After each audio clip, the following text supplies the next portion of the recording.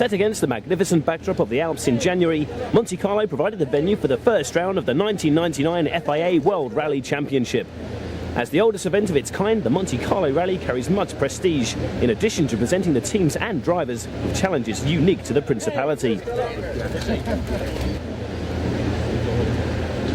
Montecarlo Rally is the one that everybody wants to win. Everybody would like to win this rally, but you can get so many different weather conditions and road conditions, ice, snow, dry tarmac. On this rally, more than any other, tyre choice is critical, and Michelin and Pirelli came prepared, providing many different types of tyre to meet the varied surfaces. When a stage starts in one valley, heads over the mountain and then ends in another, conditions can change several times, all in just a few miles. To get every tyre choice absolutely correct, it's very, very difficult indeed. Very difficult rally to win. Ford debuted their new Focus World Rally car in Montecarlo, with freshly signed Colin McRae leading the Blue Oval's charge. But the team would start under appeal after a technical infringement was found with the car's water pump. The event was also the first for Skoda at World Rally level, but due to engine software problems, the team would not even take the start. For Carlos was last year on the last stage. For me, it's even before the ramp this year. Leg 1 consisted of 5 stages, the first over 48 kilometres long. Tommy Mäkinen was the fastest driver over that icy stage to end the day second overall. Carlos Sainz's season didn't start so well.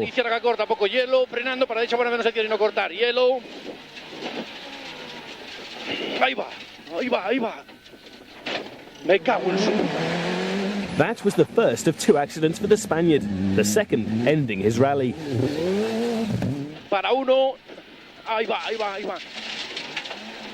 Later on the bonnet of the car I couldn't see at all, and in another place with ice I went definitely off.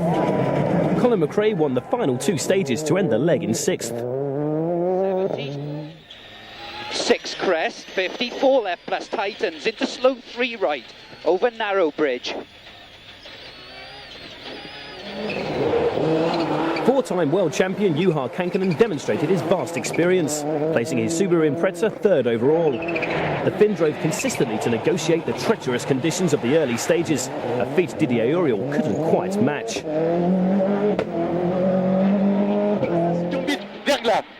Attention, gauche 5, attention. Je te l'ai dit, Didier. Trop tard, Denis, tu m'as lu. Eh merde, tiens, tu trop tard, Denis.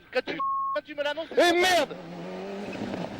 Mistake of Denis, it's when he tell me ice braking, I say it's too late and just go off. But that can happen.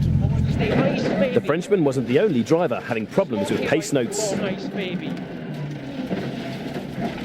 Sake. 20. Left plus lob and tightens. That incident dropped Burns to 10th. Piero Liati had a much better day. Winner of this event in '97, the Italian set the 3rd fastest time on the opening stage to lie 4th overnight. Freddie Loix had a terrible start to the championship. The Belgian was caught out on an icy corner, damaging his radiator, and would take no further part in the event.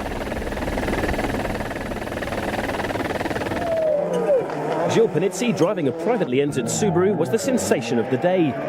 Quickest over the 3rd stage, he had a 6-second lead over Mäkinen by the end of stage 5.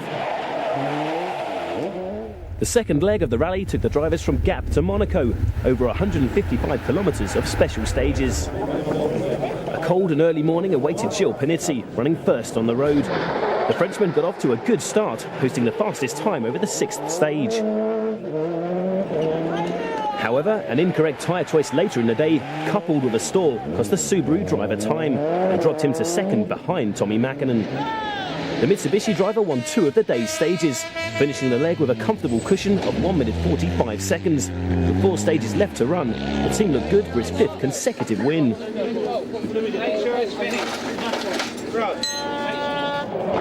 Juha Kankkunen and co-driver Juha Repo maintained their consistency, quickest over the 8th stage to retain 3rd place on the leaderboard for the final leg.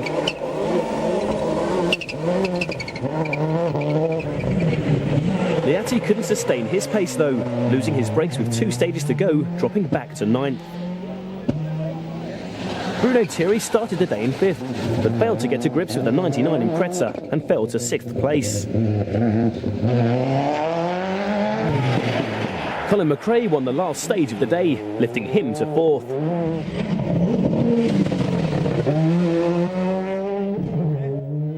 While Francois Delacour, winner of the event in '94, lay only 26 seconds behind the works outfit in last year's Escort. Didier Auriol made up some of the time he lost the previous day, moving up 1 place to 7th.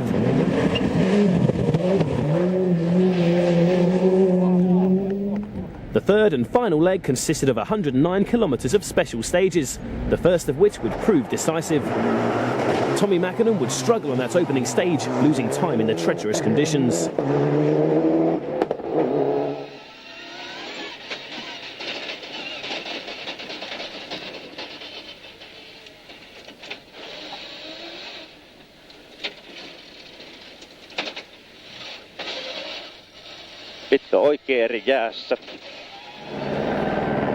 That incident could have proved very costly, except that his rival Gilles Panizzi was to suffer worse. The privateer slid wide and rolled after hitting a patch of black ice, putting an end to the Frenchman's rally. Juha Kankkunen was the beneficiary. 40, long medium left. Passing Panizzi on the leaderboard as well as on the road moved the Finn into second place. 70, flat right 100, medium right tightens, to K right and long medium left.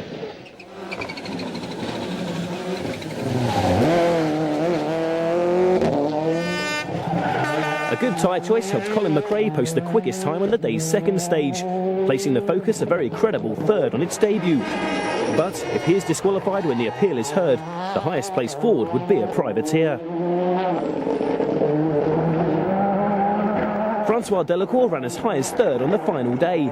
Posting the second quickest time on stage 14 meant he entered the final section in a three-way battle for 4th place.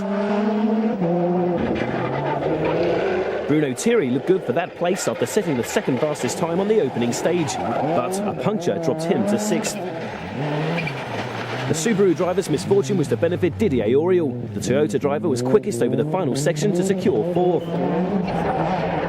Pierre Liatti drove the Seat to 7th overall.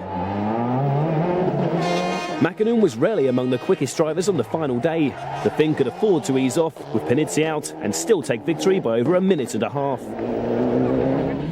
100 ja pitkä vasen plus. Ja se on saatana siinä. Jep. Long 3 days in extremely difficult condition, and I mean, I have to be more than happy. This was Mackinnon's and Mitsubishi's first win in the Principality, and also the rugby-based outfit's 5th consecutive victory. A great start to the reigning champions' title defence. Confirmation of the results, Mackinnon domination. A good debut for the Ford Focus, but McRae's result was only provisional.